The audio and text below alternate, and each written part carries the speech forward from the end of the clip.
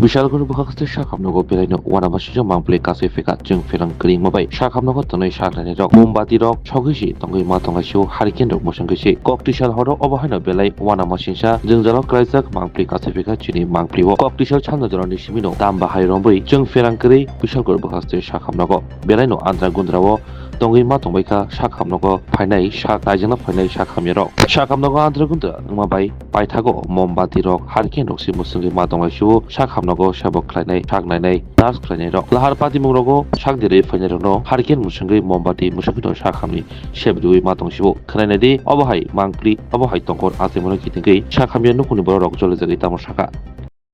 Actually আমার দিদা ওনার বয়স 78 ইয়ার্স, তো উনি ভর্তি আছে এখানে।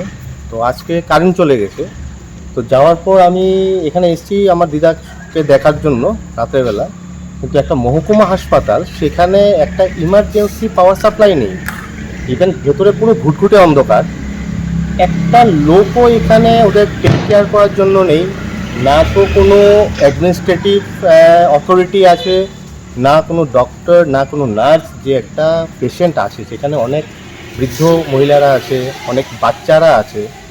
তো এটা আমাদের বিশালগড় মহকুমা হাসপাতালের এই পরিষেবা, মানে এটা তো ভাবাই যায় না। মানে এরকম যদি একটা মহকুমা হাসপাতালে এই কন্ডিশন হয়, আজকে রাত্রে বিকালে একটা বয়স্ক মহিলা বা বয়স্ক ভদ্রলোক যারা পেশেন্ট আছে, ওরা যখন বাথরুমে যাবে, কীভাবে যাবে? হয়তো পরে সেখানে অ্যাক্সিডেন্ট হতে পারে। তো অ্যাটলিস্ট প্রশাসন বা অ্যাডমিনিস্ট্রেশন সেটা দেখা দরকার। মানে এটা সত্যি একটা লজ্জা, মানে এটা মানে শেমফুল থিং। মানে এর উপরে আর একটা মহকুমা হাসপাতালে এরকম কন্ডিশন হওয়া। এখন সবকিছুরই পরিবর্তন হয়েছে। একটা মহকুমা হাসপাতালে চিকিৎসা কর্মীরা এবং চিকিৎসক মোমবাতি এবং হারিকেন নিয়ে চিকিৎসা করছে, ব্যাপারটা কিভাবে দেখছেন? যদি একটা মহকুমা হাসপাতালে আজকের দিনে মোমবাতি বা একটা হারিকেন দিয়ে যে মানে চিকিৎসা করতে হয়, তাহলে তার মানে এটা বোঝা যাচ্ছে যে আমরা কতটা পিছিয়ে আছি। মানে আমাদের তার মানে বলা যাবে যে আমাদের স্বাস্থ্য পরিষেবাটা কোন জায়গায় আছে। স্বাস্থ্য পরিষেবাটা এইটা হতে পারে না। আগে আমার যে পেশেন্ট আছে ওদেরকে ওরা যাতে একটা ভালোভাবে থাকতে পারে, সুস্থ পরিষেবা সেটাকেই বলে। আমার ওষুধপত্র আছে কি না, কি পর্যাপ্ত পরিমাণে সেটা আছে কিনা, সেটা তো হচ্ছে কি সেকেন্ডারি ব্যাপার। প্রাইমারি ওরা যাতে ভালোভাবে সেখানে থাকতে পারে, সুস্থভাবে থাকতে পারে। একটা অন্ধকারে একটা মানুষ কি একটা কোনো কিছুই থাকতে পারে না, জীবজন্তু। তো অন্ধকারে একটা জীবজন্তু থাকা তো দূরের কথা, এখানে একটা মানুষ যারা অসুস্থ মানুষ এরকমভাবে ফেলে রেখেছে।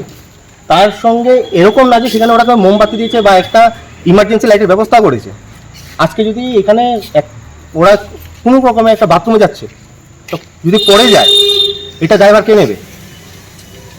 আর হাসপাতালে মানে কি রোগী আছে, তার সঙ্গে সবসময় অ্যাটেন্ড করার জন্য তার পরিবারের লোক থাকবে। কিন্তু অনেক এরকম মানুষ আছে যারা নিঃস্ব, তাদের কেউ নেই। হাসপাতালে আসে, সরকারি হাসপাতাল, সরকার পরিষেবা দেবে, সেটাই তো জনগণ চায় না। তো এখন স্বাস্থ্য পরিষেবার নামে এটা কি চলছে? এটা তো মানে একটা হাস্যকর জিনিস। আজকে বিশালগড় মহকুমা হাসপাতাল, যেটা আগরতলা থেকে কতটা দূর, 17 থেকে 18 কিলোমিটার। তো এখানে যদি এই পরিস্থিতি হয়, তাহলে আমাদের গ্রামে গঞ্জে কী অবস্থা হবে?